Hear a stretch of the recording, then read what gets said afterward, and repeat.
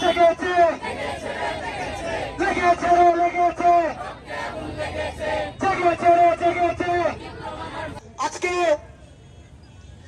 আমরা যখন নার্সিং এ অ্যাডমিশন নেওয়ার পরে 3 বছর মেয়াদী ডিপ্লোমা ইন নার্সিং, সেটা কিনা সম্পূর্ণ দাবিটা করছি, এটা তো একটা ন্যায্য দাবি। আমরা এইচএসসি পাস করার পর প্রত্যেকটা ভার্সিটিতে যেভাবে অ্যাডমিশন হয়, আমরা নার্সিং এ ভর্তি হওয়ার জন্য তো অ্যাডমিশন পরীক্ষা দিয়ে একটা ভালো মার্ক পেয়ে তারপরে এইখানে পড়তে আসি। যখন আমরা নার্সিং পড়তে আসি, আমরা মানব সেবা নিজেকে নিয়োজিত করার জন্যই তো মূলত আসি। তাই সেই ক্ষেত্রে আমরা 3 বছরের diploma in nursing and midwifery course আর ডিপ্লোমা ইন মিডওয়াইফারি কোর্স এইটা করি।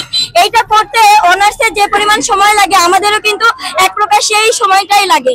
তারপরে আমরা 6 মাসের যে ইন্টার্ন কোর্সটা করি, সেইখানেও তো আমাদের অলমোস্ট 3.5 বছর সময়টা পার হয়ে যায়। আর আমরা এই পুরো কোর্সটা তো ইংলিশ মিডিয়াম, মানে একটা ইংলিশ মাধ্যমে করি। আমাদের যেখানে অন্যান্য সাবজেক্টে পাস মার্ক আপনার 33-এ পাস মার্ক, আমরা 60 মার্ক নিয়ে পাস করি। তাহলে সেক্ষেত্রে আমাদের কম দিক থেকে কম, আমরা কেন ডিগ্রি সমমান হতে পারবো না? নার্সের এই বৈষম্য কেন? আমাদের দেশে সব ক্ষেত্রে নার্সদের ক্ষেত্রে বৈষম্য করে, কিন্তু নার্স ছাড়া কি হসপিটাল চলে? নার্স ছাড়া কি আমাদের সমাজ চলে? তাই কেন আমাদের ক্ষেত্রে এই বৈষম্য? আমরা চাই না কোনো বৈষম্য, আমরা কোনো ঝামেলা চাই না। আমরা আমাদের ন্যায্য দাবি চাই, যেখানে আমাদের ন্যায্য দাবিটি মেনে নিলে আমরা মানববন্ধন করব। আমাদের দাবি হচ্ছে যে আমরা এইচএসসি পাস করে এসে নার্সিং ভর্তি হয়েছি। আমরা এখানে 3 বছর একাডেমিক কোর্স থেকে প্লাস 6 মাস ইন্টার্ন করি। এরপরেও আমরা এখান থেকে এইচএসসি সমমানে বেরোচ্ছি। আমরা এইচএসসি পাস করে এসে এইচএসসি সমমানে বেরোচ্ছি। অথচ কথা ছিল একাডেমিক যে নিয়ম অনুযায়ী যে এইচএসসি পরে 3 বছর সকল কোর্স সমূহকে ডিগ্রি সমান করো, কিন্তু আমাদের এই যে এইচএসসি পাস করে 3 বছর এখানে পড়াশোনা করছে, এই কোর্সকে একটা এইচএসসি সমান রেখে দিয়েছে। এটাকে ডিগ্রি সমান করা হয়নি।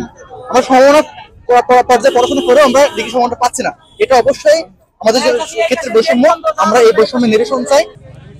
ওয়ান কাইন্ড অফ ডাক্তারদের মতো করে বিএমডিসির মতো আমাদেরও একটি লাইসেন্স পরীক্ষা দিতে হয়, এবং লাইসেন্স পরীক্ষা দিয়ে আমাদের সেই লাইসেন্সে পাস করে আমাদেরকে রেজিস্টার্ড নার্স হইতে হয়।